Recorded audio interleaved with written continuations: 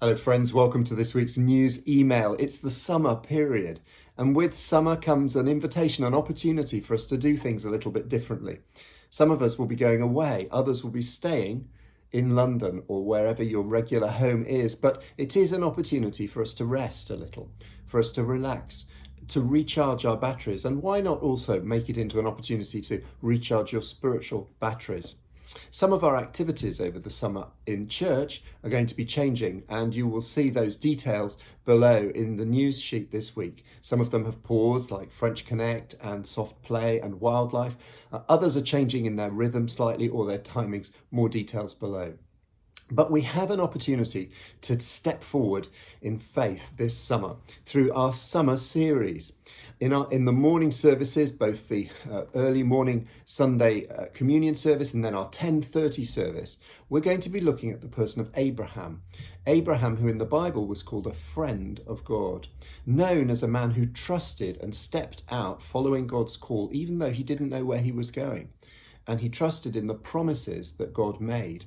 As a result of those promises, Abraham became known as the father of the nation, God's chosen nation in the Old Testament, but also the father of many through the blessings that came not only through his faithfulness, but through Christ.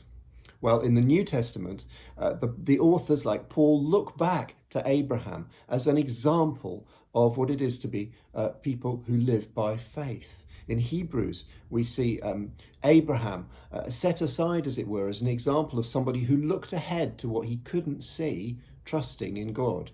And then Jesus, too, saw in Abraham somebody who looked to the day when he himself, Jesus, would be sent by God. Even though Abraham didn't know the time or the name, he trusted that God's chosen one would be sent in order to bring the blessing that Abraham himself had been promised.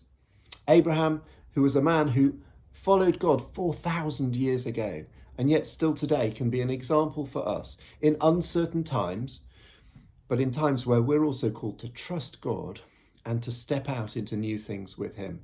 So whatever the summer holds for you, why not let's journey together by Abraham's side and watch from him and learn from him and see how we too can become friends of God and can learn to walk by faith, stepping out courageously into the promises that he has for us and looking ahead to the things that he wants to do through us in Christ so he can bless the world around us.